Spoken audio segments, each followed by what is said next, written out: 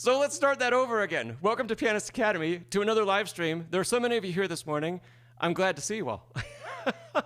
Welcome, Calais and Rhodesy and Jess and Bunny, Becky and Nancy. All right, and Seth and David, OCD King, Jeffrey, so many good friends. Antonio, welcome. I'm glad I was able to get that fixed, and I don't think any of you left, so thank you for being patient. And welcome, Bethany and C Drive. Awesome. AM Piano, great to see you.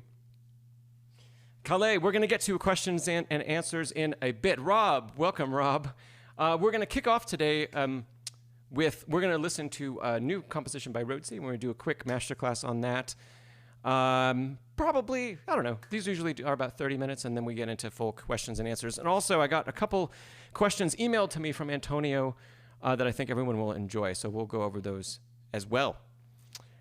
I just wanted to, before we kick off, 2 bits of news, quick news, and then we're going to jump into listening to Rhodesy play, listening to Rhodesy's composition. The first bit of news is you might notice that things are a little different than usual back here.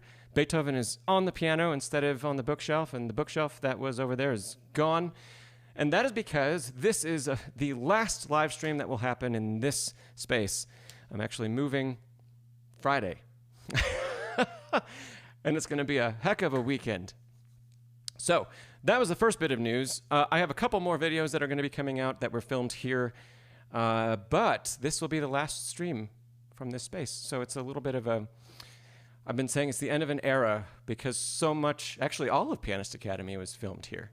Everything since we started. So first bit of news. Second bit of news that I'm really excited to share is that last week, my album, Winter Daydreaming, won the solopiano.com Best Holiday Album of 2023 award, which I've been meaning to share it on the community tab here, and I haven't been able to yet because of packing and moving. But I just wanted to let all of you know that. So it was a really cool thing to just happen to find out. So I'm grateful. I'm really grateful for that. Okay, those are the 2 bits of news. And thank you. Oh, thank you, everybody. I appreciate that. Hello, is it Ailton de Souza? Hello, and hello, Dith. Great. Let's jump into listening to Rhodesy. Rhodesy wrote an, are you calling this an, yeah, you're calling this an album, Rhodesy. Rhodesy wrote a set of 6 pieces. And Rhodesy, can you drop in the chat the, oh, Antonio says you're worried Beethoven might fall on me. Hopefully not. I've had that Beethoven for a long time. Rhodesy, can you drop in the chat the name of your album and the name of this set? Because it is, I'm blanking on it for the moment. But Rhodesy wrote an entire set. We're going to take a listen to one of 6 pieces from that set.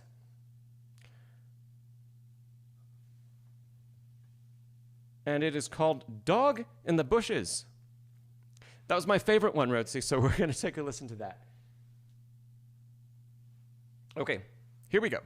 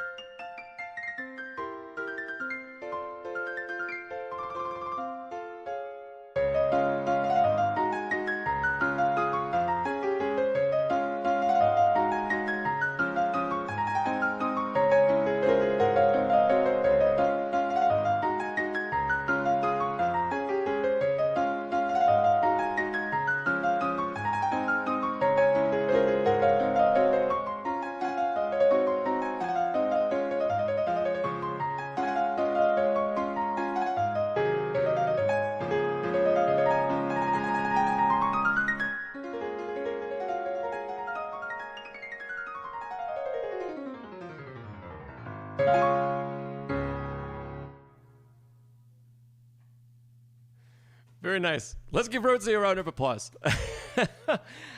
Oh, that is a cool piece, Rhodesy, and I like how the your title and the feel and the character I get from it are really aligned. So I really like that. Yes, Bethany said getting some Chopin waltz vibes. Yeah, definitely. And Becky, wow, goals. Nice job, Rhodesy. Yes. And Rhodesy, you said it's based off an improv. Very cool. Great. Oh, and Alan. Hello, Alan. Welcome. Yeah, wonderful. Rhodesy, I don't have a huge amount to talk with you about this today, so congratulations. One of the things that I noticed, let me get this set up for everybody. One of the things I noticed is different between the sheet music and the sheet music on the video, the sheet music you sent and the sheet music on the video, is there was an accidental thing. So let's take a look at that. And I'm glad that you fixed this. I don't know, Rhodesy, if you edited the sheet music after or when you rendered the video out, but if we look over here at the end of this line, you have an A double sharp there. Sorry, double flat, which is G natural, which is, you said muse score bug. Great. Well, so which one is correct? Anybody can answer that. Should it be A double flat, or should it be G, where the A flat is, but it would be G natural? Which of those should it be?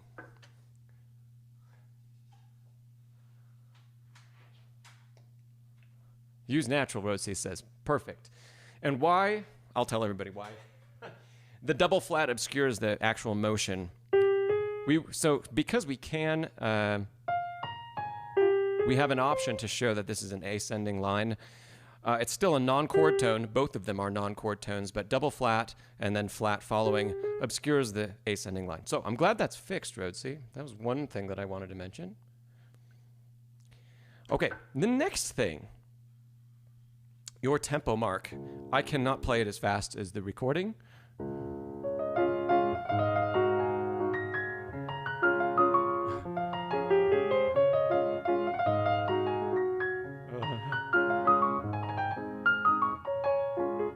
Right? Rhodesy, what beat do we count when we write a waltz? Actually, anybody can answer this, not just Rhodesy. What is waltz tempo, and how do we feel waltz tempo, and what do we count?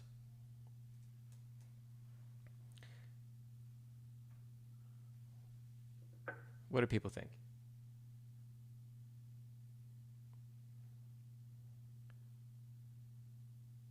C Drive says eighth note. We're gonna take a poll. So there's the first option. Becky says 3/4. 3/4 is the time signature. Bethany says 1, 2, 3. David says 1 beat per bar.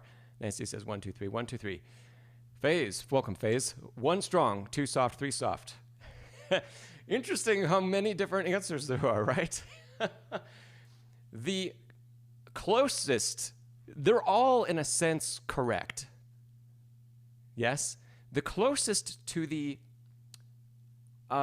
overarching feel of waltz that we always want is what David said. 1 beat per bar. So very often, I'll put the sheet music back up.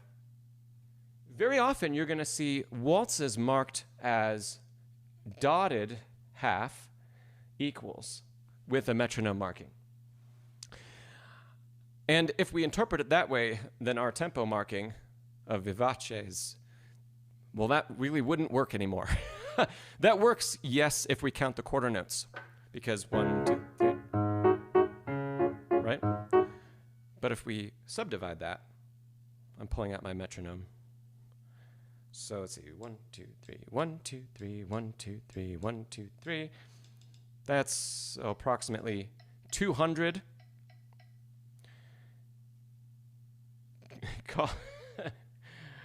Let's just call it 210, and we'll divide it by 3, and we'll get about 70 beats per minute. So now, Rhodesy, I get that the speed is intentional, but just talking about how we truly feel that, 70 on a metronome would no longer be that intense or that high of a speed. In fact, my metronome says 70 is andante moderato. And that's still going to be very fast. Yes, that's still the same tempo, but we're going to feel it a little differently. We're going to feel a bigger overarching phrase, which I think is important. So, Rhodesy, you might consider changing that marking to one that applies maybe, let's say, more traditionally to a waltz, which would be, how do we define that one beat per bar? So if it's a dotted half note, how fast do we want the dotted half note to be? The other related thing about the tempo is, I know you said just now the speed is intentional. Do you really want it to be that fast? Or would you be happy with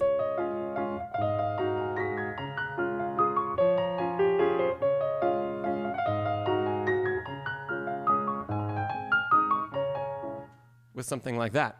Does that still give you the same impression of playfulness, the same character that you'd like? Or do you feel like it's too slow? I'll give you a chance to answer that, Rhodesy.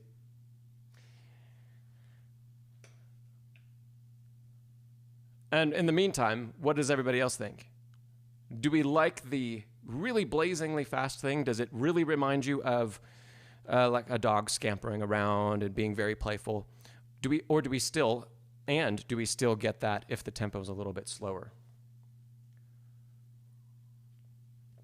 So Rhodesy said, okay, Vivace is good, but he can jump a little bit more slowly.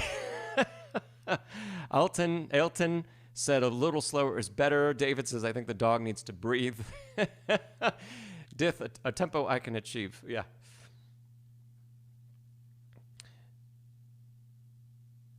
I don't remember the dog in the prelude. Oh, I do remember the dog in the prelude video. I do, Rhodesy. I do. Oh, that's very, very sweet. Awesome.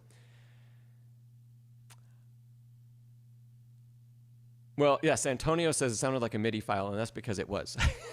So there is a possibility that we could play it at an incredibly fast speed, and if we can add, in a human performance, if we can add a little bit more breath and a little bit more change in phrase, showing more phrase, it might work wonderfully.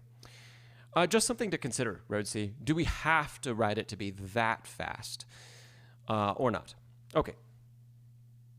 Let's move on from there. He's 16. Oh my goodness. Are you sure he can move that fast? Okay, Rhodesy, let's talk a little bit about left hand. I like what you've done. I like, oh gosh, especially bar 4, we get an inversion. Lovely. Back to root position. Then some mode mixture, which I know you love doing.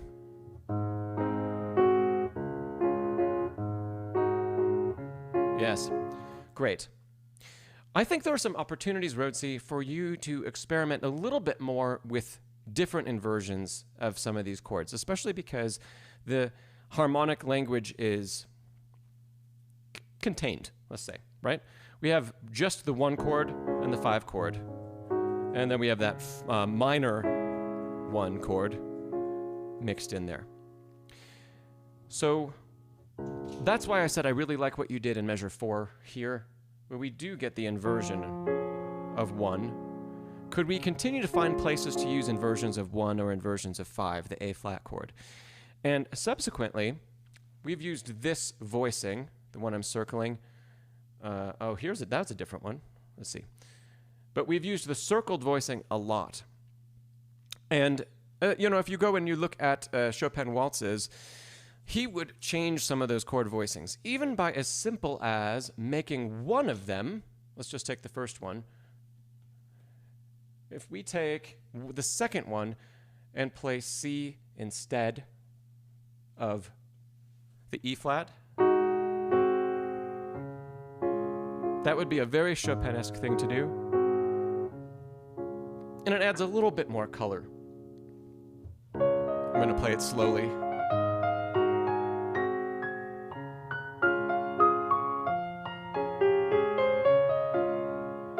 Right? Second time through, can we stay on a similar thought? And I know measure 5 is a repeat of measure 1. It's exactly the same, right? But can we do something to vary it so that this repeat, because we're going to hear the section all over again later, can the second time around not vary in the melody, but maybe we use the same chord voicing you used in measure 3 and measure 5. Maybe we use sixths instead. So then measure 5 would be, as if I play from measure 4.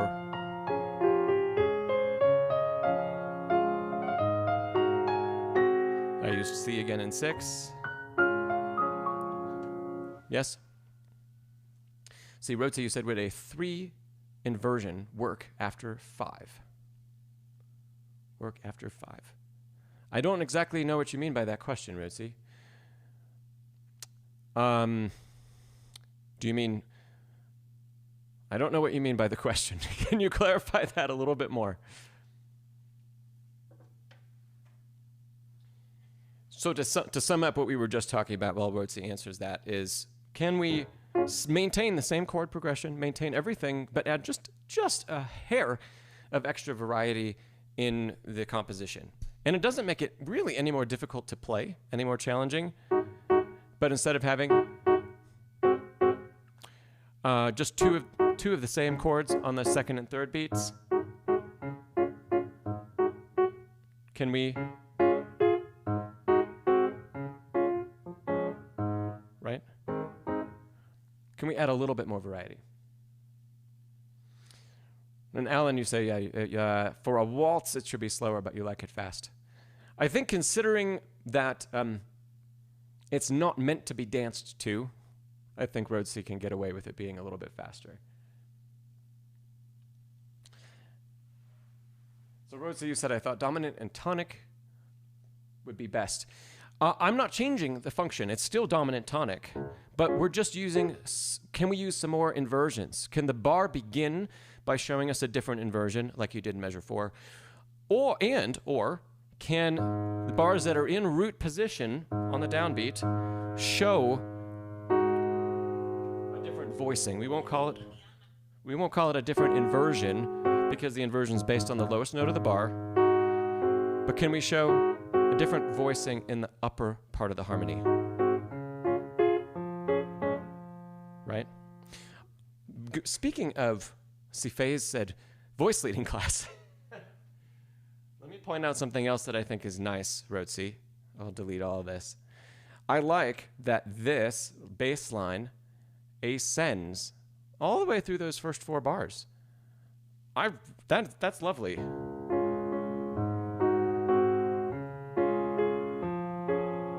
And that makes the left hand really nice and successful on its own in the first 4 measures. We somewhat lose that when we get to measure 5 and 6 because it starts bouncing around and getting a bit repetitive, right? So Rhodesy, here's another way to tie all that together. While you're thinking about inversions, can we write something? It doesn't have to be another ascending line like the opening, but can we write something where the bass line itself does more than, this reminds me of like an oompa band. And we don't have that when the bass line itself is a voice.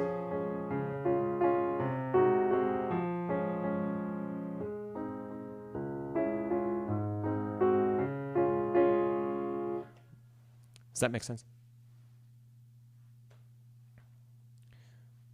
So you say, Rhodesy, I was thinking about adding the secret second voice in bar 9.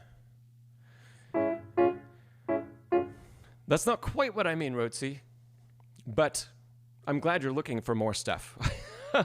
I don't mean adding a second voice, I just mean varying chord voicing a bit more, which is a much more simple concept than where you're jumping to. I appreciate that you're thinking on that level. So nice. Okay, Rhodesy, you said at least the melody is good. We can agree on that. I do like the melody. I think it's playful and fun, and it's executable. Whoop.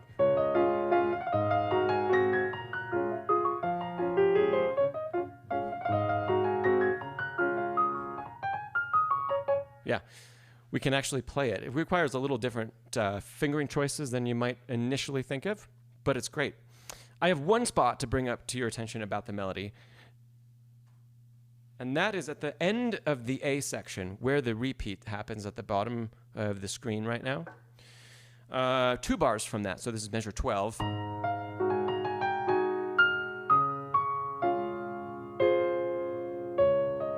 Played at full tempo, we never get a phrase that has a breath or a pause anywhere in this whole opening. Maybe that is okay, but there's a really great opportunity to take a breath at the end of measure 11, 12, at the end of measure 13, before we take the repeat. If we just omit the final note of the bar,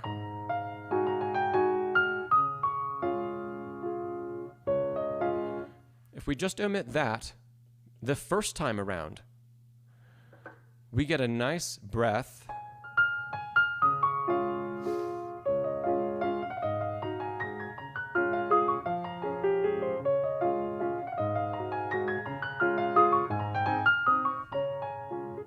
I think just that one small change makes a big difference in the success of the second repeat. Otherwise, it starts to sound like a run-on sentence, where there's just so much to say, and then we repeat ourselves, but we haven't taken a breath. 11, 12, 13. So yeah, Rhodesy, I see you asking about, you said the breath could be at 15 with the 3 Fs. The issue with that is that doesn't happen until after we've repeated the first 13 bars twice, right? So if we're going to take that repeat and you want that to happen, I think there could be something else. That's why I say the first time around. The second time around, you could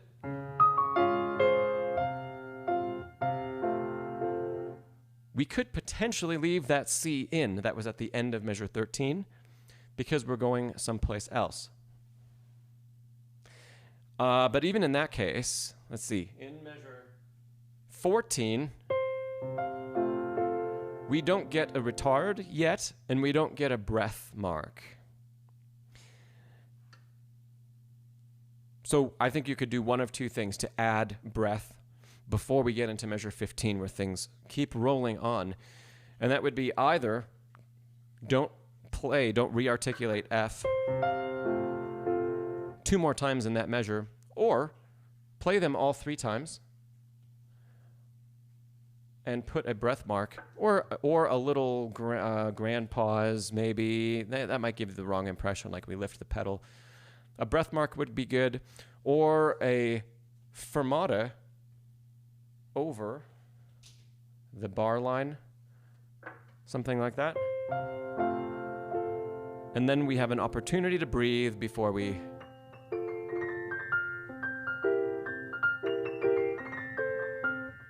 go on. Yes? Okay. Let's go on to the next little bit. Oh, getting into this segment in F major, Rhodesy.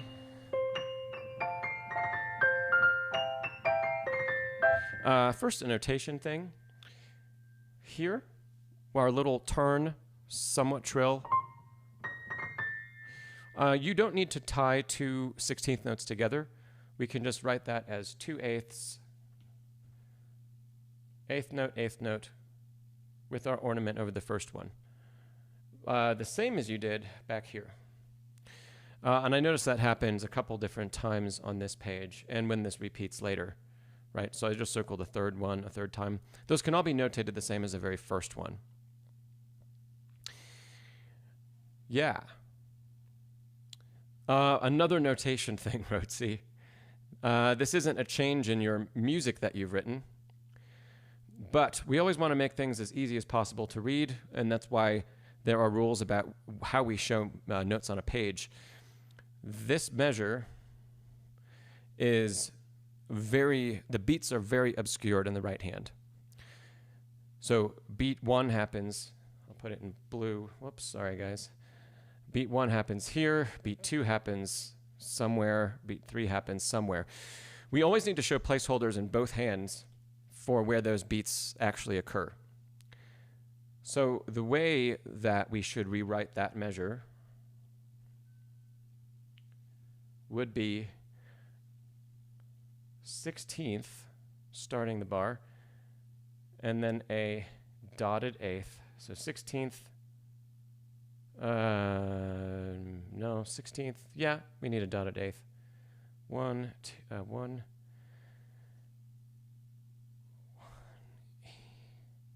No.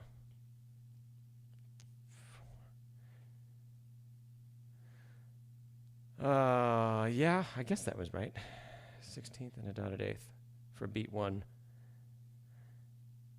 And then we would have to tie that to a 16th note to start beat 2. And then another dotted eighth. And then another tie to a 16th note. And then our 3 remaining 16ths. You said a MuseScore bug. I don't know if you're referring to this spot, Rhodesy, or not, but yeah, this. We have to be sure that we show the beats. And that's great in all the rest of these measures, and that's why we have beams. We're going to come back to that too at the very end of the piece. We have beams. If we look up a bar, like at this measure, all those are grouped by beat, and that's really important, even in measure 19, grouped by beat. We have to do the same thing here. So we have to put in the right rhythms in order to make sure that that's accommodated. Believe it or not, reading all of the ties is a lot easier than reading a quarter note that extends longer than a beat. Every time we see a quarter note, eyes assume that it's going to be a beat long and it's going to land on a beat. And then this doesn't, right? Since we're on that topic, let's go to the very end. So this tempo primo, that leads us to the end. Yes? Similar thing, Rhodesy, we don't want to obscure the beat. So the accents you've placed are great to show your musical intention, but we need to be sure that our beat would end here and then continue on. So we'd have to, again, write this as a 16th note with a tie to another 16th note. And the beam would break right there.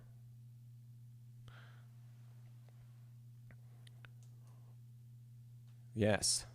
Okay, Rhodesy, what's your question about? Why is D flat marked again? Are you talking about the bar? Oh, right there in tempo primo. That must be a MuseScore thing.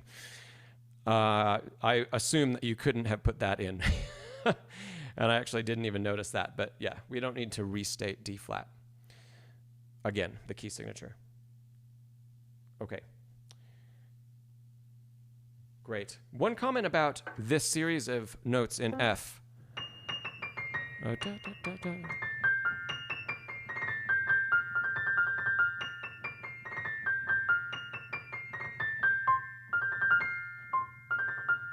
All of that.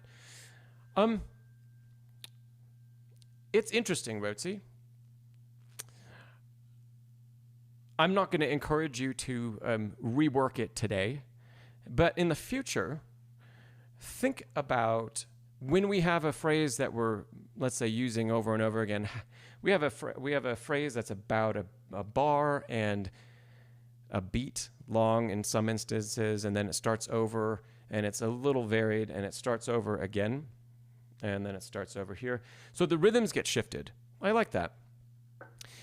I would love to see something written that's similar enough, but different, so that not every phrase begins with those. Because we end up hearing that a lot. And similar to what we talked about at the top of the page, if we go back, it ends up sounding like there isn't a place to breathe. And we want to be sure a good phrase always has a place to breathe, and it always goes somewhere. So,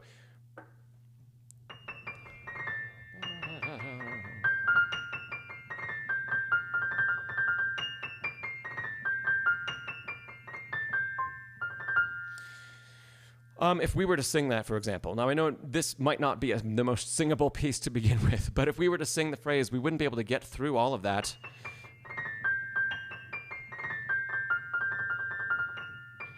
Right? And it doesn't also lend itself, the contour of it doesn't lend itself to being sung that well.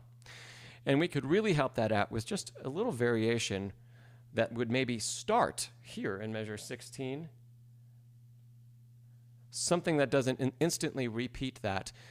So that maybe when we do get the repeat later on, it becomes extra meaningful. Right? Even just breaking one of those, we have 1, 2, 3, 4, 5. Oh, no, sorry, 4. We have 4 repeats of this phrase that starts on high F. And even breaking one of them into something else, the rhythm doesn't even have to change, but some other line helps all of the other ones be more successful. Just that tiny little bit of variety. Okay, Rhodesy, you say the C at the end could be a breathing part. The trill, if it's a trill, it's not a breath, Rhodesy. And 2, if it's only a beat and a half long at your tempo of a quarter note equals 200, that is also not enough time for us to feel a breath. So it'd have to be something a bit longer than that. Okay. Let's go on. We have a repeat coming up. I don't remember what it showed on your screen. See, Rhodesy said, not the trill, the first note of bar 20. The first note of bar 20, we need time, Rhodesy. We need time to have breath. And if we just have eighth, eighth, eighth, eighth, eighth, da, da, da, da, da, da. If you sing that, do you have any time to breathe in at all? Not unless we take some excessive time or a pause, which then would break the character. So I think, yeah, we need to write a rhythm that's longer, and perhaps a rest somewhere. Because, Rhodesy, you haven't used any rests. Even dogs, you know dogs, sometimes they pause, they take a look at you, and they go, and then they go on, right? But there's that moment, there's always that moment, and if you don't give them that, they're going to run and run and run and run and run, and then they're going to take a nap, right? And usually the running won't last all that long, like 5 minutes, 3 minutes, and then bam, they're out for an hour. Okay. All right, moving on, Rhodesy. Measure 24. Instead of using a C sharp here, and maybe this is another Muse score thing, but instead of using C sharp, just write our D flat chord. That predicts the key change. It's much easier to read, and it's correct for where we're going. Yes? Okay. Now, you've done a nice job. We have a little bit of expansion here with octaves in the left hand. That's nice. It does a lot. It's just one extra note, but it does a lot to expand our texture. So nice. Everything else that we talked about from A, you could use again here. And now we get this repeat of the B section, but in our original key. So that's also nice. Everything there would apply as well. Last bit, we talked about so starting at the tempo primo at the bottom of this page, we talked about the rhythmic notation.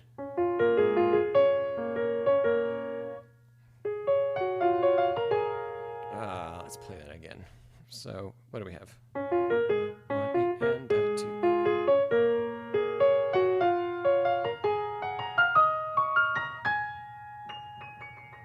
And then a lovely scale, ending on A flat. The good cadence. I actually really like, Rhodesy, what you've done here. This is probably my favorite part of the whole piece. The offset, the syncopation, the offset accent, the change in direction of contour, the not doubling everything in both hands, but having the left hand come in as an accent with a little extra color.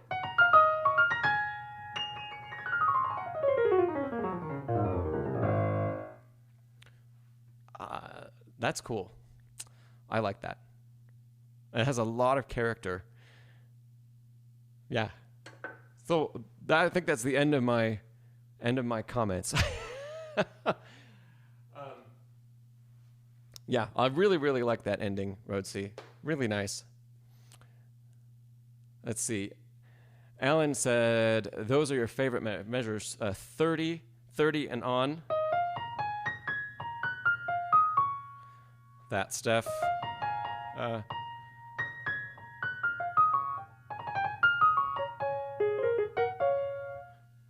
That is nice. Yeah. And Rhodesy says the scale isn't that hard either. Yeah, all things are relative, Rhodesy, but because of the key that we're in, and even at 200 beats per minute, no, it's doable. It's pianistic. Yes, let's give Rhodesy another round of applause. Rhodesy, this is, I think, of everything that we've heard from you on the channel, I think this is really your most successful piece. So really nice job. Good work, and great work applying some of the things that we've talked about in the past. Yeah, a lot of cool things. All right. Yeah, if you haven't already, let's drop Rhodesy another bit of applause in the chat. Thanks, Alan and Seth. Yeah, really cool stuff. And Bunny, that was a great comment. You said there are so many terrific things in this piece. Very nice. I would agree. Yeah.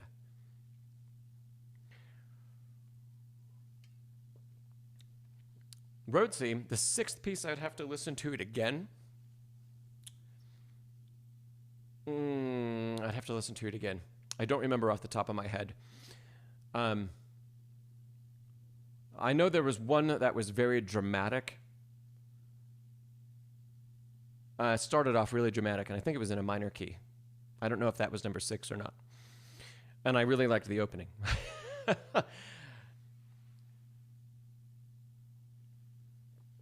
All right. Cool.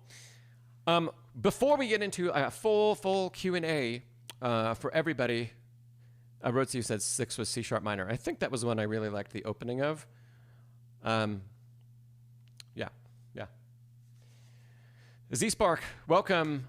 And let's see. Oh, Alexis, welcome. Great. Before we get into the Q&A, Antonio, who I'm sure is still here, Antonio had emailed 2 questions that I think will be pretty quick to talk about, but I want to make sure that I hit them because I think I forgot to answer some of Antonio's questions a few weeks ago. And he was kind enough to just remind me after the fact. Great. So the first question from Antonio is about the pianist Radu Lupu. Is everybody familiar with him? I'll put his name in the chat.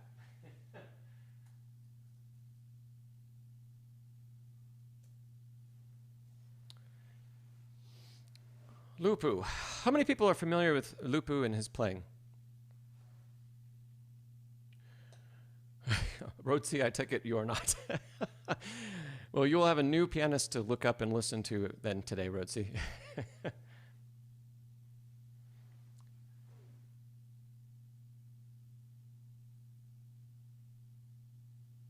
Anybody else?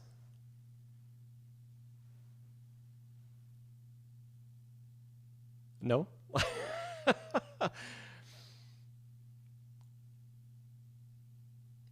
So I'm going to try, I say Alan said no. I'm going to try to read what Antonio wrote. Maybe I'll pull it up on a different screen so I can still talk into my mic.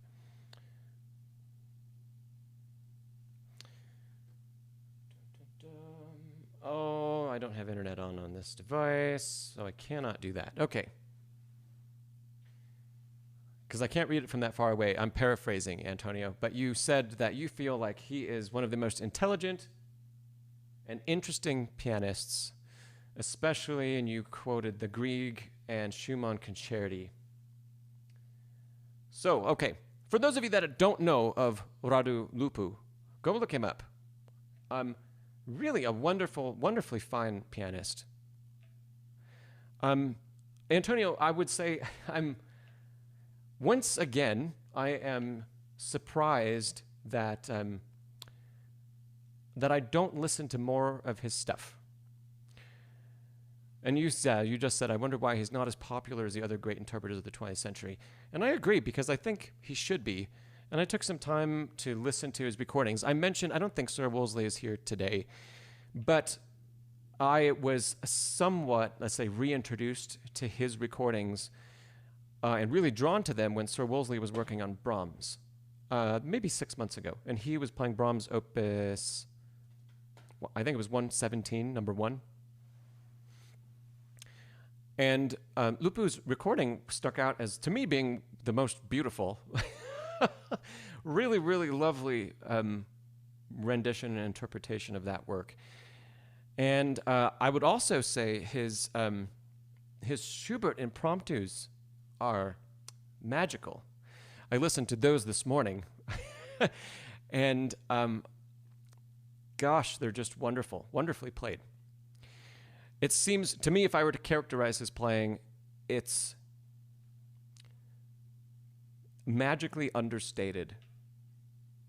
So I think he tries to show the intention of the composer in such a wonderful way, and he doesn't get in the way of the music, yet he is still able to create such amazing art with music. Whereas if you compare him to some of the most popular pianists today, and let's go all the way and say Lang Lang. Lang Lang would be kind of on the opposite end of the spectrum, where he takes a lot of liberty and he is very excessive in his interpretation. Some people really like that, and it really turns off other people to his playing and to his interpretations. It's his style. And I think there are modern pianists, modern classical pianists, I think tend to lean in two directions. They're either very technical, and there's not a lot of magic in the interpretation to begin with, or, and Seth, why did I know you'd say Lang Lang? Well, yeah. So pianists today, I feel like they're either very technical with not a lot to say, or a lot of times they try to say too much almost. And gosh, I'll even maybe loop myself into that second category. I tend to be so expressive that if I were to criticize my own playing, it's that direction. It's that I take things very, very far. One of my teachers used to tell me, in fact, I did a video about this, the thread of phrase and how phrase is always tied together. And he would tell me, every time you play, it's like the thread is going to break and the thread is going to break, and I'm just waiting for it to happen. And somehow it doesn't happen. You link it all together, and it's wonderful. But you're right at the edge of breaking the thread. So I would even place myself in that category. So Antonio, I'm glad. Yeah, magically understated. I'm glad you like that. So for those of you that haven't listened to any of his recordings, he recorded an absolute boatload of the repertoire. So there's plenty of stuff for you to go and listen to, and I think that would be great for everybody. If you enjoy listening to classical music and just in your free time, even if it's not stuff that you're working on, go pull out one of the Beethoven concerti or the Schubert impromptus and take a listen. I think it is really wonderful. Faze, we're talking about Radu Lupu.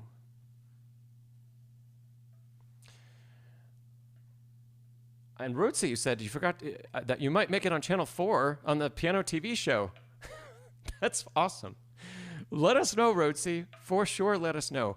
I'm sure there are people, there are other people that have the BBC that would be able to watch, and I will watch online when I can if you make it. So keep us informed. Okay, Antonio's other question was about Maria João Pires and specifically her teaching style. Okay, does everybody know who she is? I'm going to put her name in the chat also.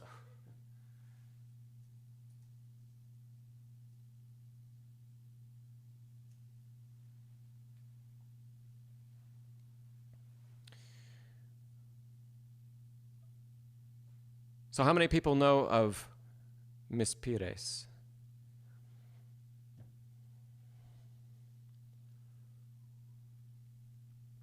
Bethany says nope. Oh gosh. Okay, well here's another wonderfully fine pianist to take a listen to.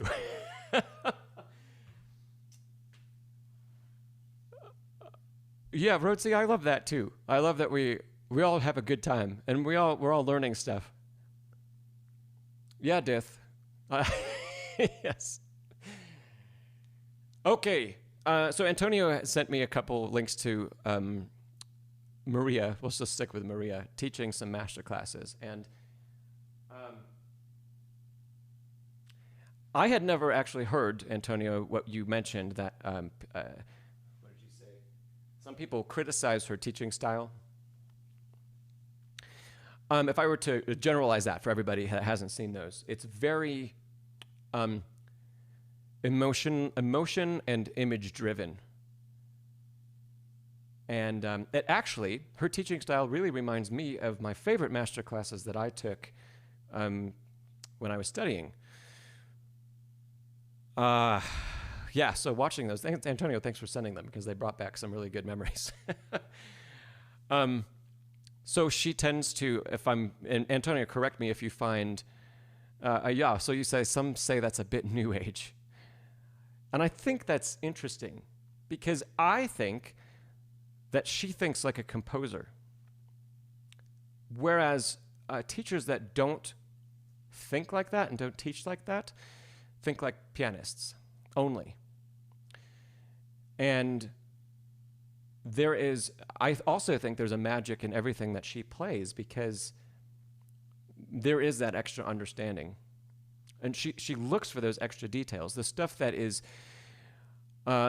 between the notes. Rhodesy, image-driven, Chopin would have hated that. Yeah, Rhodesy, elaborate on that because I'm not familiar with any writing or any writings about Chopin that would allude to that. I think Chopin's music is some of the most evocative of scenes and images and emotion. Antonio, you said what you love about her teaching is what you love about her playing. I think she really dives deep into the music and into what is between all the notes and what they mean. And that, for those of you, a lot of you here have watched a lot of my content on the channel, and you know that I think a ton in that way. Everything has an underlying meaning. Piano doesn't mean piano. It means whispered, or it means under the breath. I know that's sotto voce, but there's always a secondary description, at least one secondary description that we could add to every single phrase and every single marking on the page and everything that's not marked on the page.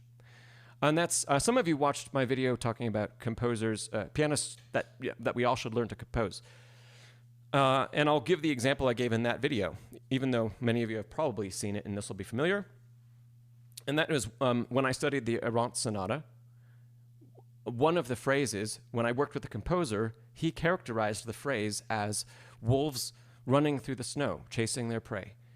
Well, that's not written down anywhere. But it's so different.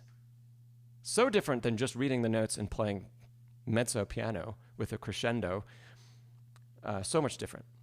So I love that. I don't think it's new agey at all. Yeah. And let's see, Rhodesy, you said Chopin never liked people adding images or scenes to his pieces. Yes, I don't know, and I don't know if we know at all if that applies to titling pieces. We know that, yes, he didn't like pieces being given a title that evokes only one image. And I can totally see why any composer, if they didn't choose the title, why they would feel that way. But I don't know if we know about like a phrase by phrase or a section by section basis for Chopin's music, for example, if he would have disagreed with painting a picture about what it means. And if he even would have disagreed with different of his students having different images that went with them. Not to say that they would call the piece by an image or a scene, but that they would interpret it with a deeper understanding of what the music is about. So, Antonio, I really like that because for me, the art that is music, what makes music art is the fact that it isn't just notes played at a certain time with a certain loudness, which is almost all that we get on the page. And if you only obey that, I think we're left with some really bland interpretations.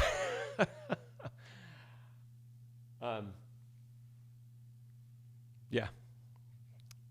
So for everybody here again, if you haven't heard of Maria Joao Pires, look her up. I dropped the name in the chat earlier. She, two of the pieces I've listened to her lately play, two of her albums. One was Mozart and one was Chopin, and I really enjoyed both of those. I haven't listened to them in a few months, but really, really lovely stuff. So Antonio, thanks for bringing that up, and thanks for introducing people, everybody here, to these two fabulous pianists that I probably would not have mentioned today had you not asked those questions. So thanks, Antonio.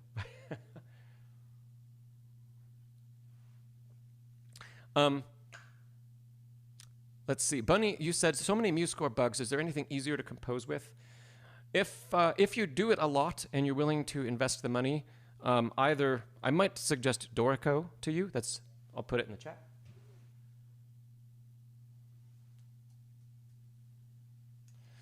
Dorico is one that I think is up and coming. It's more than up and coming. It's very popular.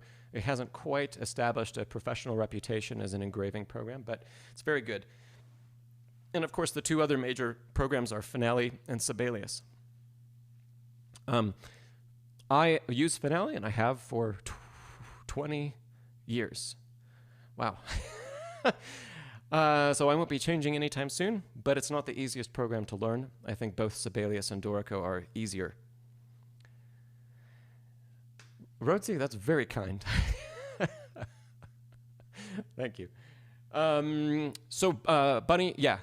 If you're willing to invest a little bit of money in one of those, I think they also offer light versions that would still be able to do a lot, and they'd probably be much better programmed than MuseScore.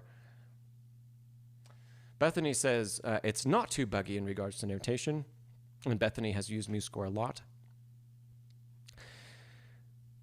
So, Bethany, do you use the free version, or do you pay for a version of MuseScore? It would be interesting to know if there's a difference in tier and in the quality of the notation product. And Alexis asked, is there anything you can use to compose on mobile? There are some apps. I can't say that I would endorse or suggest any of them, because every time I've seen a student of mine work with them, they're a pain in the butt. Where you're either dragging notes around up and down with a finger, one note at a time. If you do put things in like with a pencil, it's still really finicky. And the notation process itself takes an incredibly long amount of time, to the point where students that have used mobile apps for notation their composition has been stifled by the difficulty in using the app. If I were to suggest one to take a look at, it would be the Sibelius for mobile app.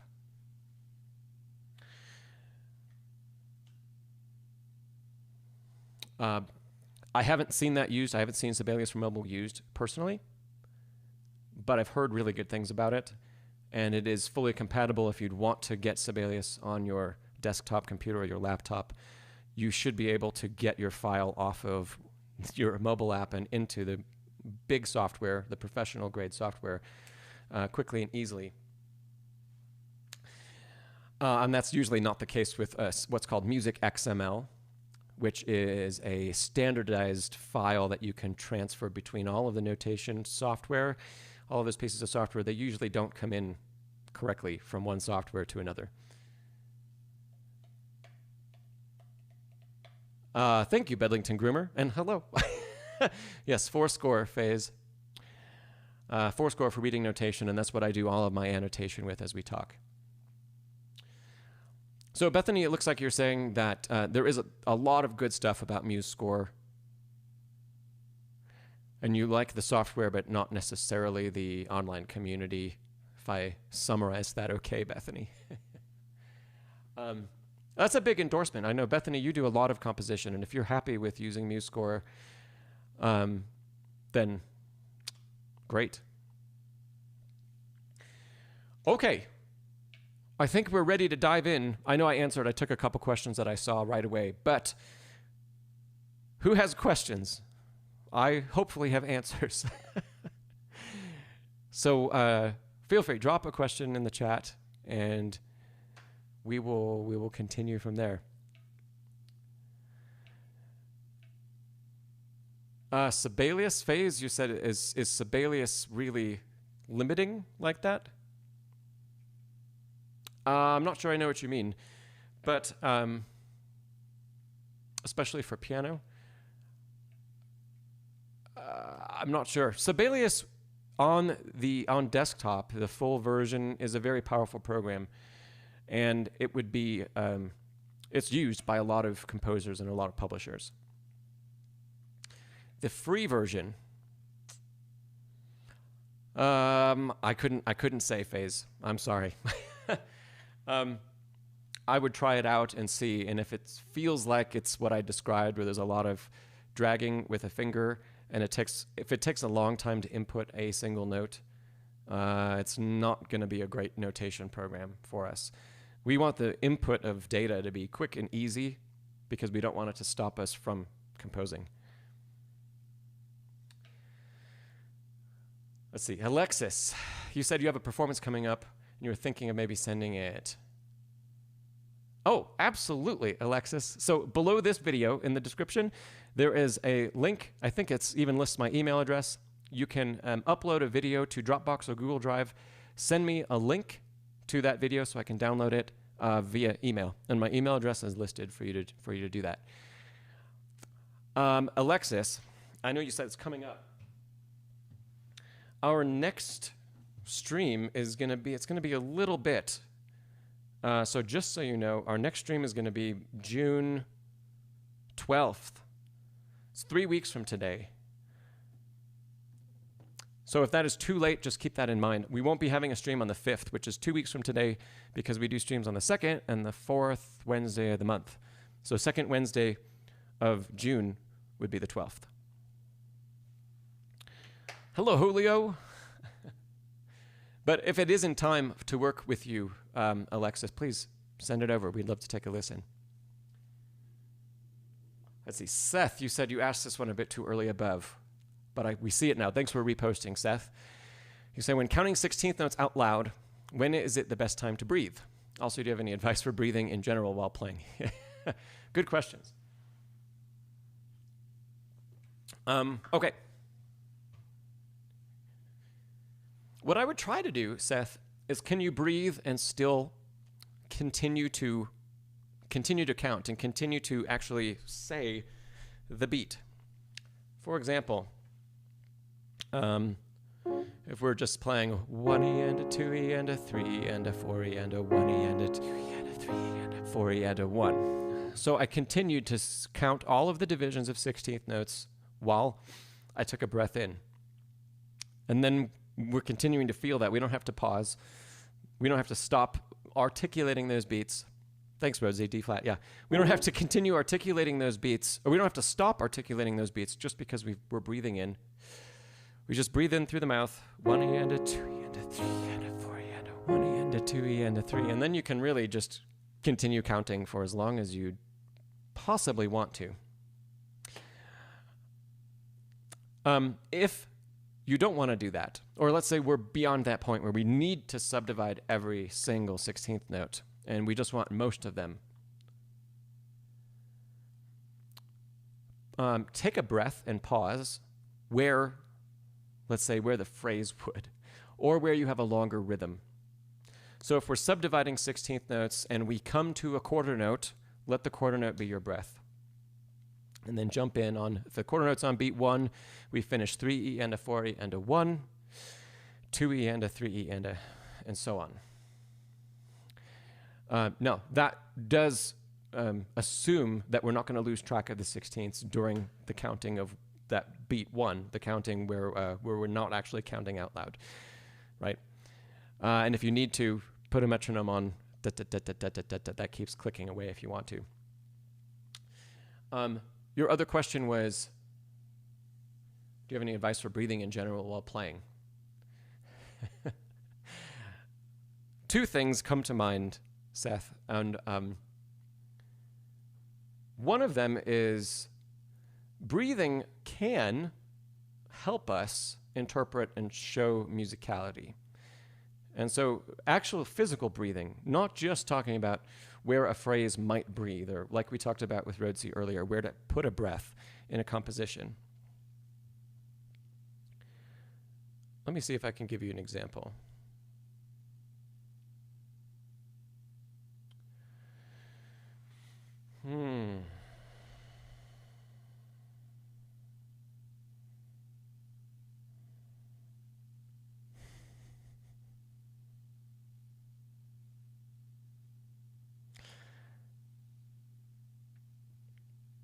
Okay, just because it came up and I don't want to continue scrolling for too long. Some of you will know this. This is from my arrangement of Bring Him Home. So looking at measure 9, there's a lot of octaves, yes? And if we hold our breath,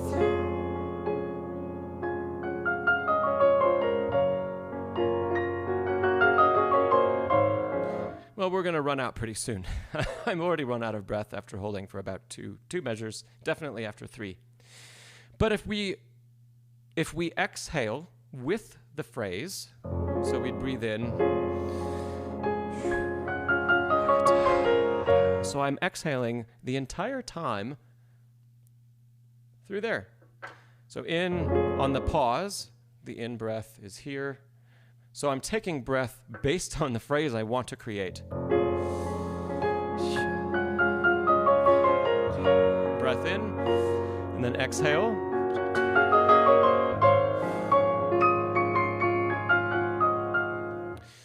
So that's one possible thing. And you'll actually hear, a lot of great pianists will do that as well. They will take a breath in, and then certain recordings, you can hear them exhale through a phrase. And that's doing two things. It's keeping them breathing well throughout a performance, and it's also helping them to connect note to note to note to note and be more musical, say something more with that phrase. So that's a great place to start. We can breathe in on pauses in rhythm, and we can exhale across moving lines. And that works. Otherwise, Seth, I might just say, make sure you breathe, depending on the tempo, let's make sure that we're taking a breath every 1 to 2 measures. And if it's very slow, every 1 measure. If it's faster, 2 measures. And it doesn't have to be aligned with anything else. We just make sure that we're not holding our breath while we continue to play. Seth, I hope that helps. Let us know as you try that out, if that works. Let's see. Alexis, I need to download that. Mendelssohn. I think you asked this question last time, Alexis, and we talked about octaves. I don't have that music with me. Alexis, can you send me an email?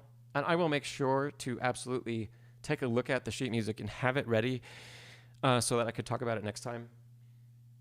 Because I completely forgot until you brought it up just now.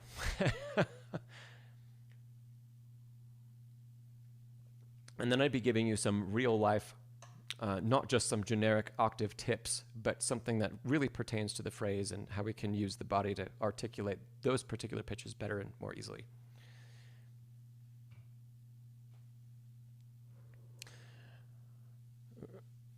Let's see. Bedlington Grimmer says, how do you practice playing very softly like pianissimo to get all of the notes very soft but consistent?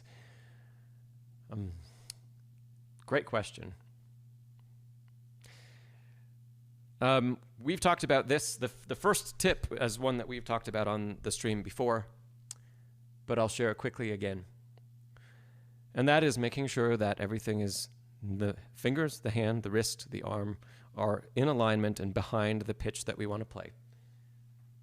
So let's just take G right in the middle of the piano. Play it with the third finger because the third finger is one of our most consistent fingers. It's like an anchor of the hand. 3 and 2 are both like that. And if we, let's move the arm so it's not over middle C and in front of our body, but to the right of our body. And so I'm going to play here E instead of G. And notice how everything's in one straight line all the way down to the note we want to play. Now that's nice on its own, and to practice that and playing very softly. To add a couple things to that. There is every motion at the piano has some sort of preparation. If it's just a single pitch, we, if possible, never want to just try to play with no preparation. So if we're stationary or static and we try to play softly, that is more difficult and requires a lot more control than if we prep and drop in. Drop in doesn't have to be an aggressive motion. But if we prepare especially, and then drop from the arm and the wrist acts like a cushion, we have a tremendous amount of control. If I do the same thing, same pitch, I'll play it with the 5th finger. I can also play that with a lot of control if things are in alignment and not like this. Now, with a lot of practice, you can do this better when the hand is out of alignment. But it's always best, and it's best in practice, in practical practice, to try to put our fingers, hand, wrist, arm, all in that position whenever possible.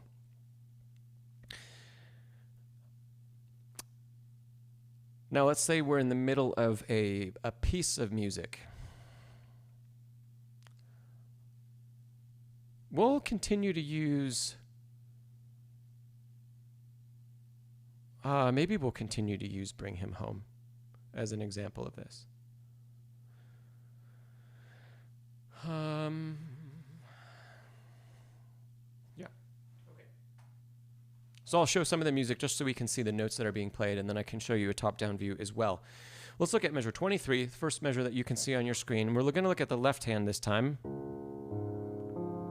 because a lot of times where we have the most trouble with this are moving lines where the hand has to span a greater distance. So this is reminiscent of a Chopin nocturne style writing. It's not fully arpeggiated and it doesn't continue on like a Chopin nocturne would, but it is similar in that the hand has to traverse more than an octave.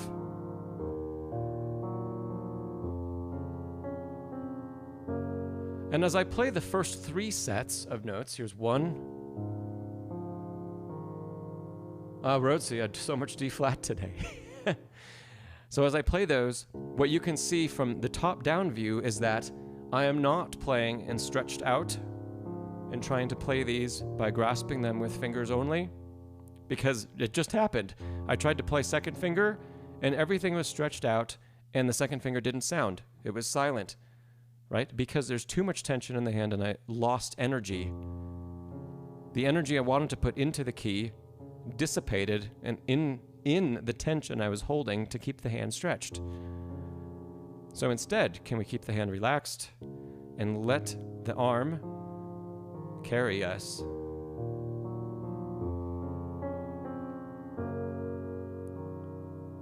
Right? Now, same stuff from the side. Again, every motion, the opening phrase starts with a preparation and a drop in. In the meantime, all of the rest of these notes that I'm playing, the wrist and the arm are staying in motion, not just laterally, which you could see from top down, but also vertically, right? And let's say the other lateral direction, in and out of the keyboard. So nothing ever stops moving. And if things don't stop moving, then we have generated a preparatory motion, in essence, for every single pitch that we're playing. We don't have to say, that one needs a preparation, that one needs a preparation, that one needs a preparation, that one. No, we prepare for the first pitch, and then all of the rest of this, the motion to prepare us to play, comes from the last note we just played.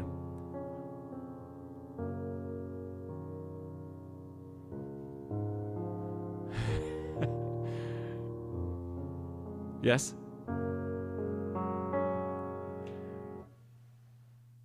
Okay. Those are my top tips, Bedlington Groomer, for playing softly with more accuracy.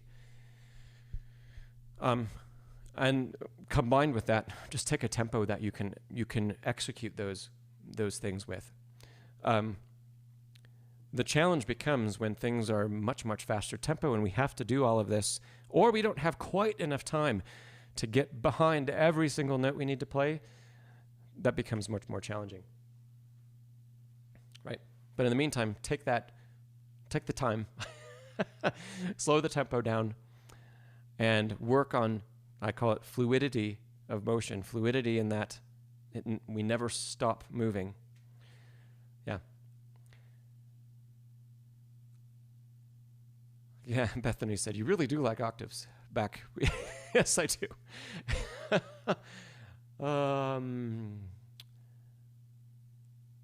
Okay, going back. Julio, your question was, how do you properly play an octave tremolo in the left hand? You oftentimes play one of the two notes either too loud or too soft. Great. An octave tremolo. Let's change the key for a moment. How about G flat instead? First of all, Julio, don't try to play a tremolo too quickly. Similar to a trill, don't try to execute it faster than we can consistently. Over time of working through the motion, it'll get faster and faster. We don't have to push it to be super fast. So if we have a left hand octave tremolo, I'm trying to see if this is visible for you. There is subtle rotation happening in the wrist. Maybe it'll be more visible from the top down if I slow it down. So, just a little bit. It almost feels like shaking the hand out. Like, if you were to sit at the bench and just do this, it feels similar to that. It's that easy. So. And if you feel like it gets tight as you tremolo for longer and longer and longer, 1, slow down. 2, take your hands and shake them out, and come back and use that shaking motion at your side to help remind you of what this feels like. The other thing that can help you, Julio, this depends a little bit on the piano you have to practice on, and I can't remember what your instrument is, but one of the things that makes playing tremolos on grand pianos easier is that we don't have to leave the key.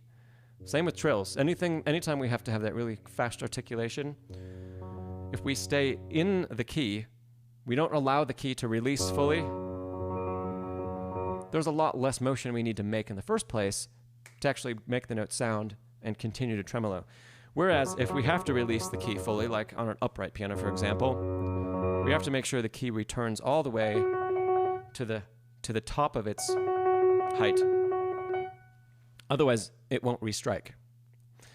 So Julio, try it out if you have a digital. If you don't release the key all the way, just on a single pitch, can you get a restrike of the note, a resounding of the note, without letting the key completely come up? That'll tell you right away. And if we do need to allow the key to come completely up, let's just make sure that we try to keep our fingers in contact with the key surface while we tremolo. That will help to make it feel like we're in the key, which we can do on a grand. But even if we have to let them fully release, keep our fingers on the key surface. So the shake prevents tension. Then we want to eliminate or minimize the motion as much as possible, because whenever we have to play something very fast, we can't make big motions away from the key and back to the key and away and back.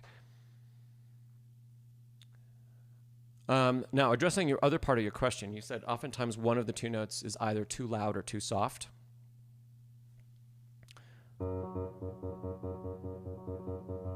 I'd say slow down until we have a better control over that. If you find that it's one finger or the other, like if it's the thumb that's always, then we can try to shift weight toward the fifth finger. If you find that it's the fifth finger always, we can do the opposite and shift more weight toward the thumb. But that will only work if we're always accenting one more than the other. But if it changes and it gets kind of mixed up, just slow down, keep our fingers on the key surface, and add in a little bit of micro rotation back and forth. So Julio, I hope that helps. Yeah.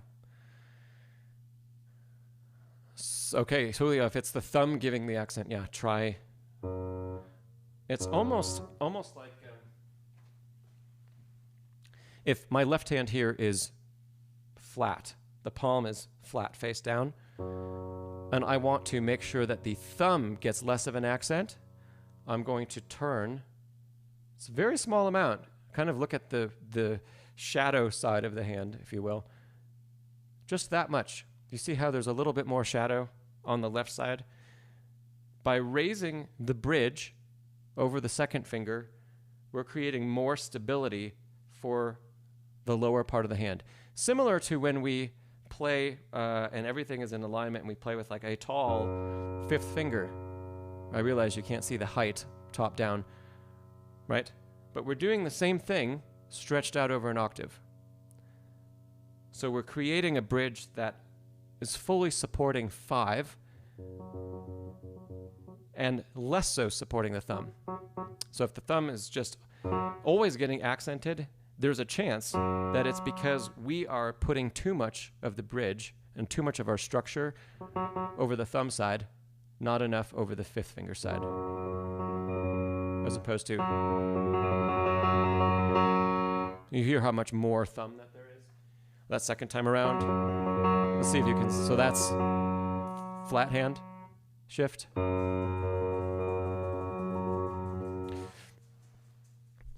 So, Julio, I hope that helps. Thanks for clarifying that. Okay. Alexis, I see your question. Let's see, you said you're starting to learn C-sharp minor waltz for Chopin, by Chopin, and you're having some trouble with circular motion. Your wrist isn't as free as you'd like it to be. One thing that I haven't mentioned here in a while that is worth mentioning, especially if we simply feel that the wrist isn't as mobile as we'd like it to be. I did a video 2 years ago on a simple drop and release exercise that we can do at the piano that gets the wrist feeling like the cushion. It really works the vertical aspect of the wrist motion and makes us aware that we can have structure and stability, but the wrist can still be flexible. And if we have that flex in the wrist, we're going to more easily be able to make wrist circles above and below. Adding the lateral movement, I think, will be less of a challenge if we can get the vertical movement down first. So the exercise was playing a fifth. You can do this in both hands. I'll do right hand for now. A fifth. So I'm just using C and G. We drop in. The wrist isn't broken, but it's simply allowed to flex and act as a cushion. We drop in and then release with 2, 3, and 4 and push the wrist up. Let me show you that this way. Drop in on a fifth with 1 and 5. Push up with 2, 3, 4. Yeah. So if we do that, we can even play a C major scale with the thumb if you want to. What we're doing is really practicing making sure that wrist stays flexible without collapsing. Because if we collapse, we likely won't be able to release with the other fingers. It'll just be a mess. So, cushioned with a release. That's very similar to a wrist circle. If we just play an arpeggio, you see how the motion of the up and down, the vertical motion of the wrist, is down and up. Same as, yes. Okay. So Alexis, maybe takes a minute, a minute or two a day, and try to feel this. Use this exercise to make sure the wrist is stable but flexible, and work on that drop and release. And come back and revisit the video to see the wrist is the hand is just dangling at the release. I'm not holding the hand up in the air like this. The wrist has fully released. The fingers are just dangling. Yes? Okay, Alexis, I hope that helps. Let us know if it does.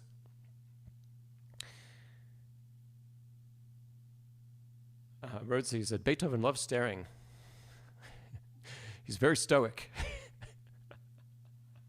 He has been watching me practice most of my life.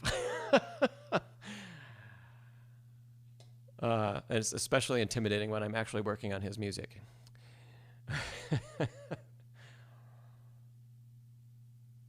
Okay, Bethany, you asked, any tips for highlighting accents at different times in separate hands? You're running into this in a piece by Fred Viner, Northbound. Oh, and in the jazzy section of my arrangement of Mission Impossible. Thanks for working on my arrangement, Bethany.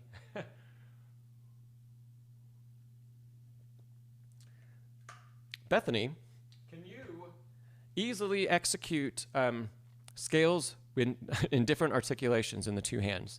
Different articulations and different dynamics. If we were together in the same room, I would ask you that first, and I'd ask you to demonstrate. Can we play accented and detached in the right hand? And can we play legato and softly, piano, in the left hand, for example?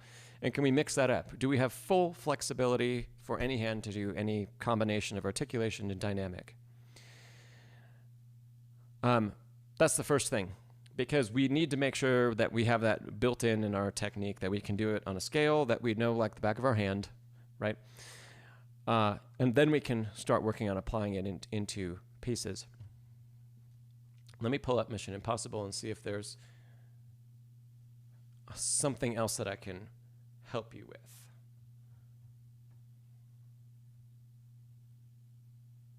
So.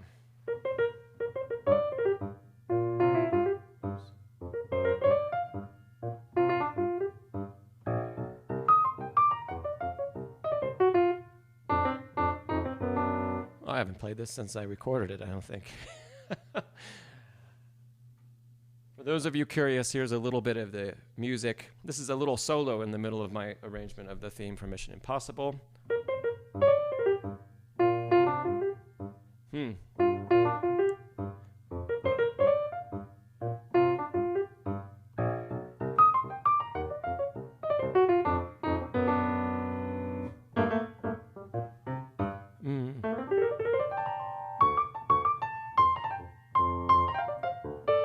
Yeah. Bethany, it comes down to actually to the same thing. At least when I am playing it, that's exactly how I feel it.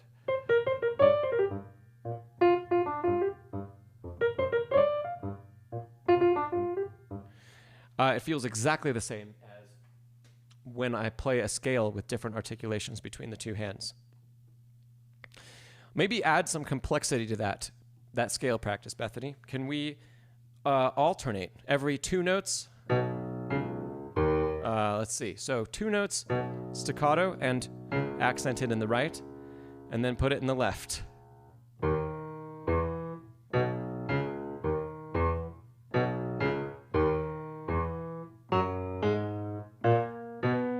That is a brain twister.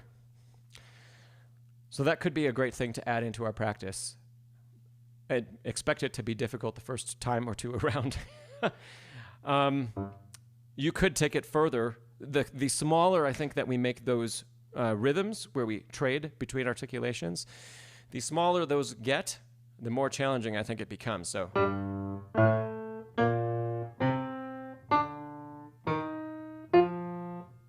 Yeah, that is tricky. But that was every single note of a scale. Can we play forte and staccato, one hand, legato and soft in the other, trading every pitch up the scale? That might feel a little bit more closely aligned to playing a phrase where it changes mid-phrase.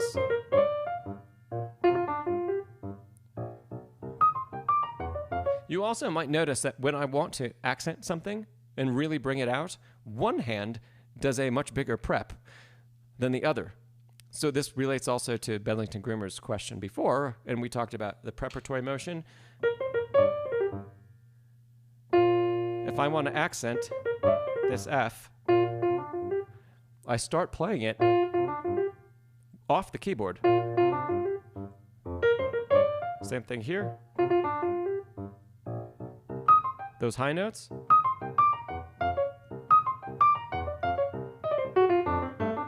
Yeah. So each time I want that, I'm letting one hand release further and drop in, because then I'm allowing gravity to do extra of this work. I don't have to rely on just my fingers getting it perfect. That was a great question, Bethany. Oh, I hope that helps. Let us know. Let's see. Phase, you said maybe it's my excuse for trill technique, but I feel digital pianos suck for both tremolo and trills with their original sound bank from the internal. Yeah, I can see that. Both in the sake of there are two aspects of that. One is the really only the nicest digitals out there today are capable of emulating what a grand piano plays like and feels like. And those are just really expensive. They're out of reach for most people. They cost as much as some really nice acoustic instruments. So yes, we have to have a little bit bigger technique if we're trilling, or by bigger technique, I mean we have to fully release the key in order to get that to sound. In some ways, that's a good thing, because when you do move to a grand piano, you will have such an easy time. In fact, one of the music festivals that I attended for 3 summers in a row, all of the practice pianos, and this is like really practicing some incredibly challenging repertoire, all of the practice pianos were uprights. There weren't any grands. You'd go to a lesson every day with a new teacher, And all of the lesson pianos were grands, and obviously the performance pianos were usually Steinway Ds. But all of the practice pianos were uprights, and so you didn't get the luxury of ease of execution until you got to your lesson or until you got to performance. And I think there's something to be said for that, because we have to practice, as long as we're doing it in a healthy way, we have to practice a little bit more diligently, and we'll find if we can execute it on an upright, which has it's not the same action as a digital, but it's similar in that the key needs to fully release in order to play quick passages. If we can play it there, it's going to be easy and consistent and reliable when we move to playing on a grand piano.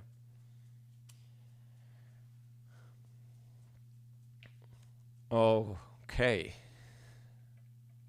Oh, and the second part of that phase is that a lot of digitals don't generate or don't have multiple samples of the sound when we re-articulate a pitch. So if it just triggers the same sample over and over again, you're getting literally the same tone, which it obviously sounds fake when it's the same thing, because the strings aren't doing the same thing in a piano, grand or acoustic. When you restrike a string that is already vibrating, it changes the tone in unpredictable ways. And that adds character to the sound, and it adds naturalness to it that some sample libraries are emulating, but even then you only get a handful of different articulations of a pitch, and then you start to hear those and they start to repeat as well.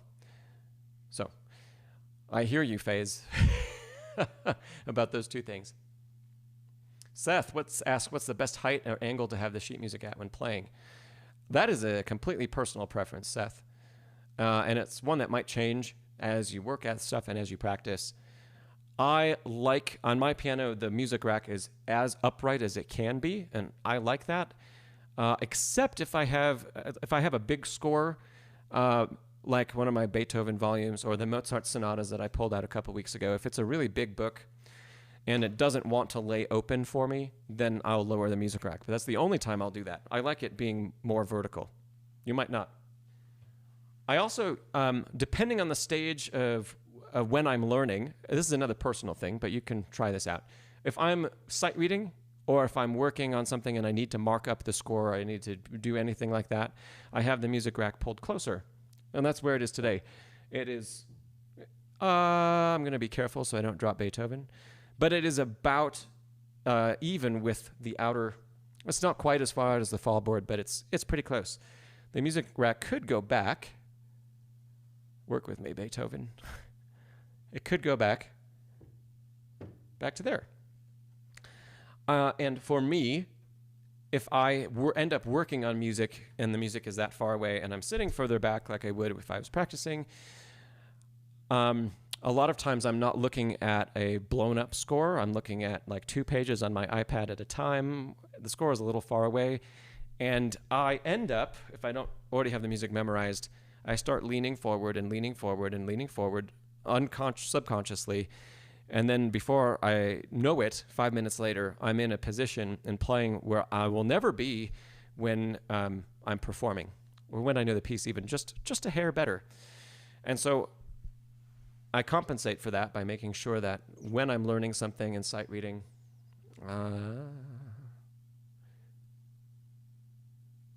okay, that I have the music closer.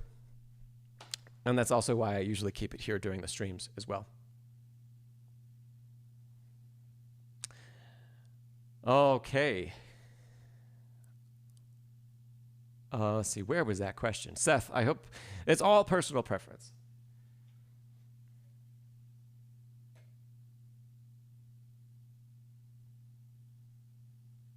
Okay, Rhodesy, welcome back. Antonio, thanks for that. I appreciate that. Let's see, a lot of people were catching Rhodesy up on what he missed.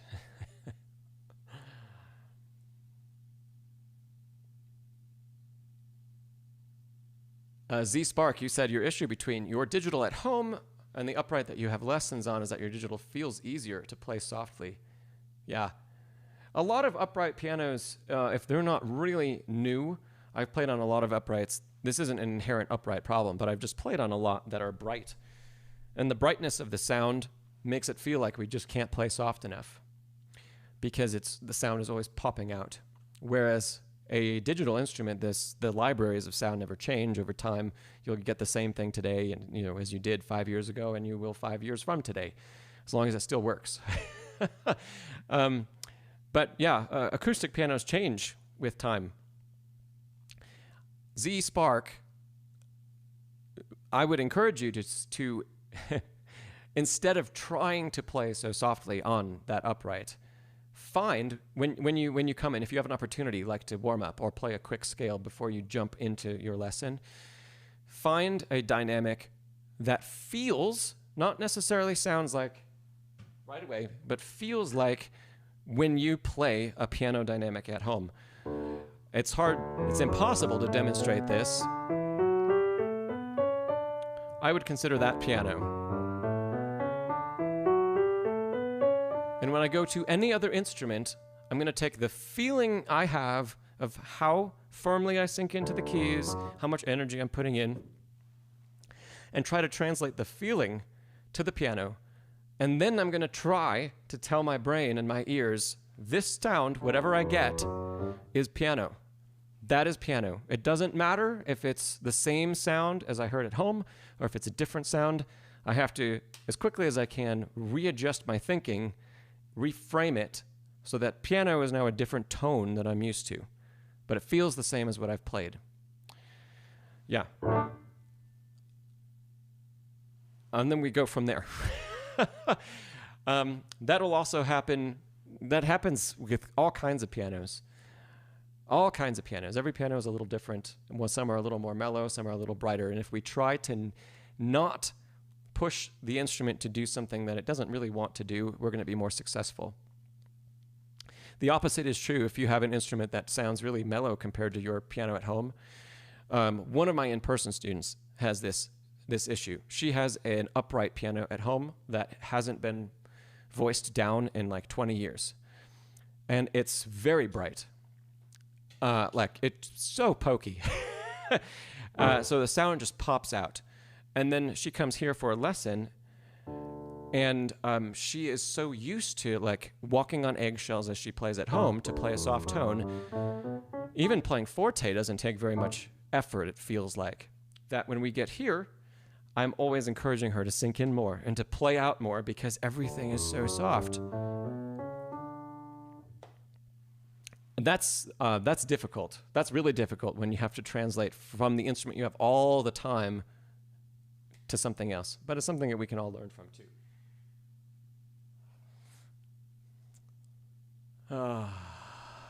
Okay. Let's see. Trying to read through the chat as quickly as I can. Yeah, Antonio says on some digital libraries you get round robins. That is what they technically are called, where you get a little different sample for a repeated notes.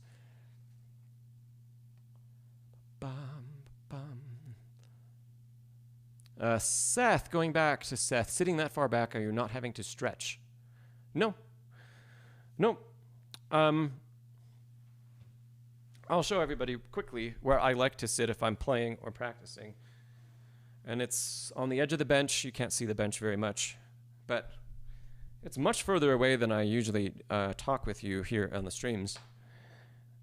So if I sit up straight and you hold your hands out, they just touch the fall board. And also, the other thing that I have preached on the channel before is that usually you can lift your knee up. At least for me, I can.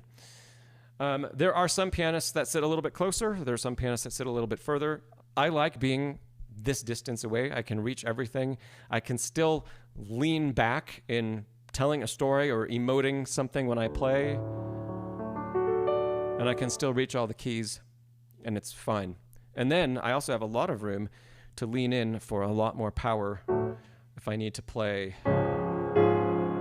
big chords for some reason. Beyond that, I also have plenty of room to maneuver the hands in front of the body which is great. The closer you get, the easier it becomes to have the hands on the piano in the first place, but the harder I think everything else becomes, other than leaning back. Everything else becomes, we lose a bit of, we aren't able to lean in and play with, it feels to me like the whole back and the whole upper body nearly as well if we're already closer in than if we're a little bit further away. But you have to get used to that.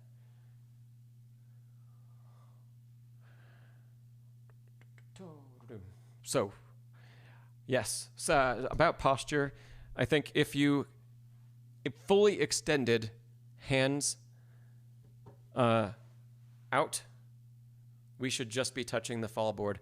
Or if you have a digital, we should just be touching the end, the inside end of the keys. And if we're too far away, we won't be able to reach that. If we're too close, we won't be able to fully extend the arm, because we never need to play all the way to the top of the key. And we never need to play with the hand like this. So we're really giving ourselves plenty of options. Yeah.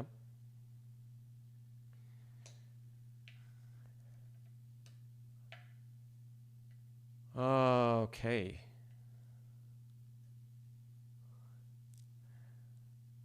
Let's see, Julio has a follow-up question. I'm going to first answer Tanya's question. Tanya, I am playing a kawaii, but it's kind of it's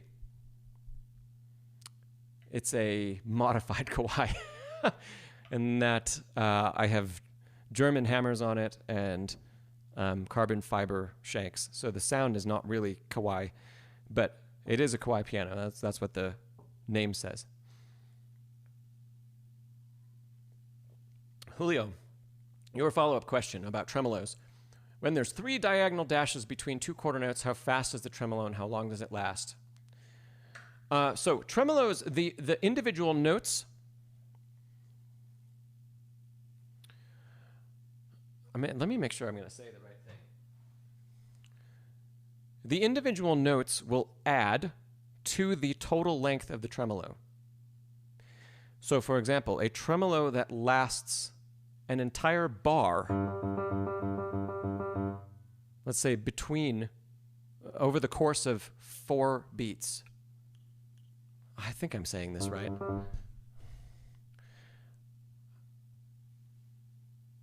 My gut tells me, without seeing it on paper, that will be written as half notes with beams in between. But that part of me is questioning that.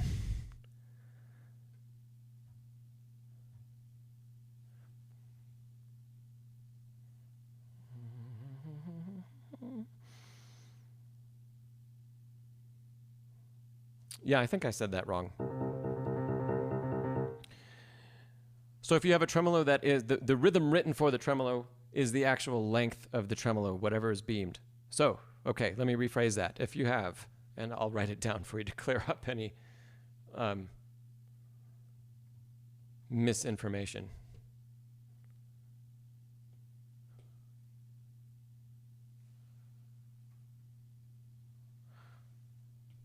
Okay, let's say we have a tremolo like this that is, those are half notes connected, and let's say there's 3 beams. Oh, I miswrote that. Pretend that those are 2 C's an octave apart and not E and C. That would last the span of 1 half note. It would be equal rhythm to just a half note. And if we're in, let's say 4/4, and we have another one of them, that will be 1, 2, 1, 2. That's a measured tremolo. Yes. Let's say we have, I'll actually put the C like I want this time, quarter note, and we have, what direction would they be? Something like that between them.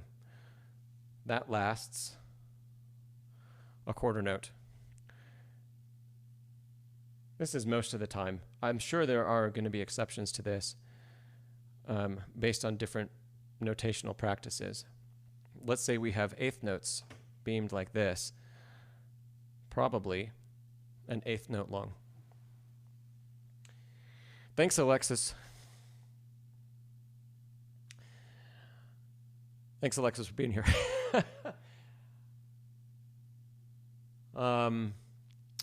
Let's see. Okay, Julio, yes. So I hope that answers the rhythmic question, Julio. And the second part of your question is, how fast is it? That depends on the era of the composition. So if it is Beethoven, it is very likely going to be a measured tremolo, which means it'll be in time. For example,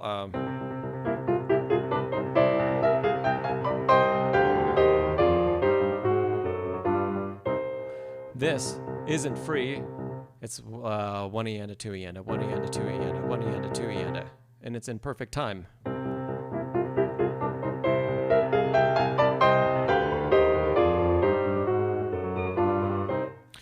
Right? If it is a more modern piece, and we see the same thing, let's say, it could be whatever tempo you'd like it to be. At whatever speed you would like to tremolo. Very likely it won't be measured unless the composer tells you to.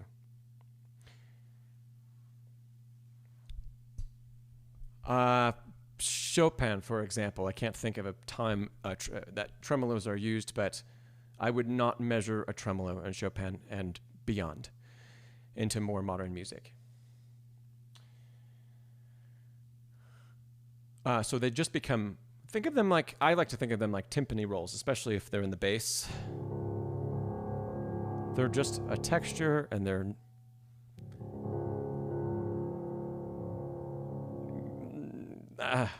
they could be used in so many different ways that the context is really changes how we would execute it and the color we would give it. But I think the one consistent thing is that they would not be measured. We wouldn't count all the notes. We would just go back and forth. Nancy says, our tremolo is always just 2 notes. Not necessarily. You could have 3 like that, or you could have 4. And how we break that tremolo is usually given to us in the score. The composer will give you or.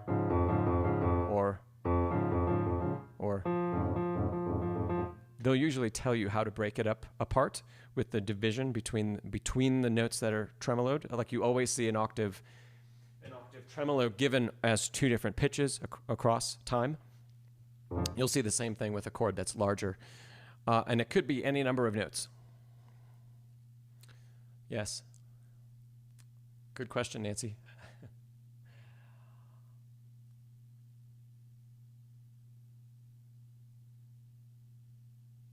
Let's see.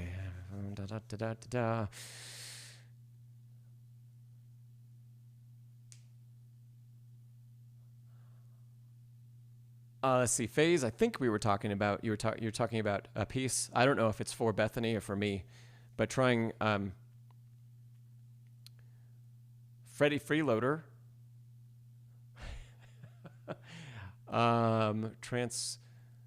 The Open Studios transcription. Okay. I don't know if that's, I like jazz. I'll check it out.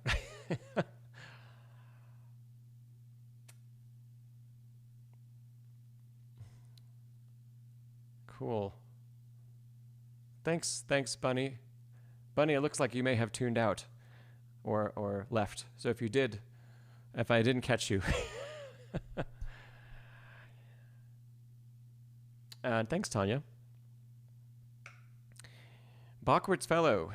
Hello, Bachwards Fellow. Haven't seen you in a bit. Oh, you have a question about some Debussy.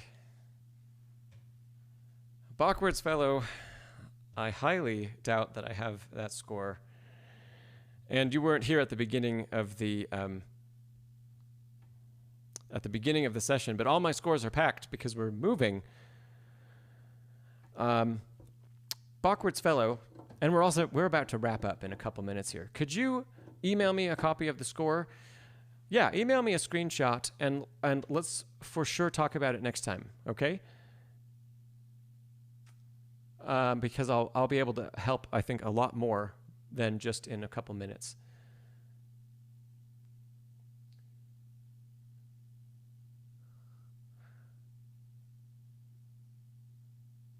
Let's see, Nancy, you said, going back to tremolos, Nancy says, you found it too difficult to play like a multi-note tremolo and wonder if it's an orchestral reduction. Sometimes you'll find, well, a lot of times you'll find multi-note tremolos in orchestral reductions.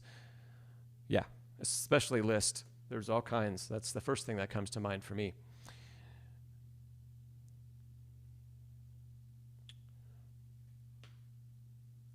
And Rhodesy says it's rare to find tremolos in romantic music. Yeah, yeah.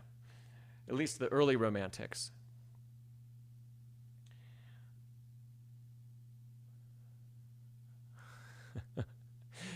Okay. Yeah, Nancy says hit the like button before you go. I'd appreciate that if you could. Oh, cool. Do we have any other questions before we wrap up? Bachwards Fellow, I'm sorry I can't be more help today, and I hope a couple weeks from now will not be too late for you. But then we can really tackle the details of what you're working on. Jess, thanks for being here this whole time.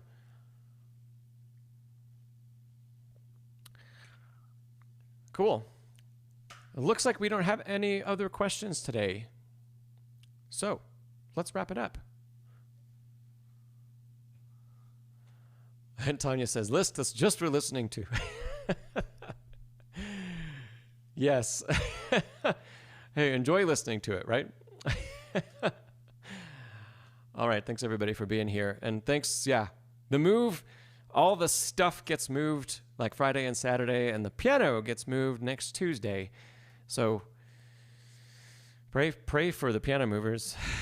We don't want to have any accidents.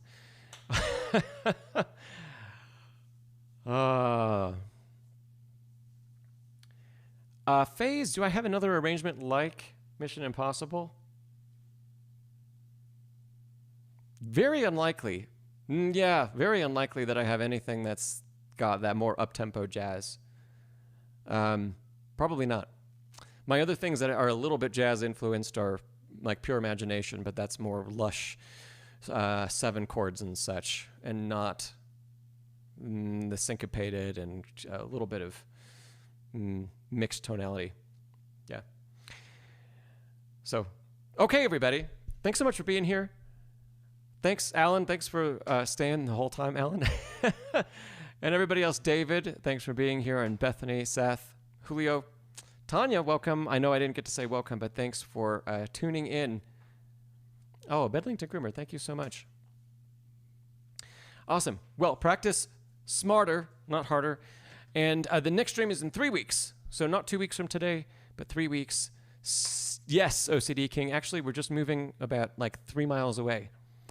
So more to come on that. And in the meantime, if you haven't already, I have a new video out on the channel about rotation that you can check out. It's a long one, but there's a lot of great tips in there.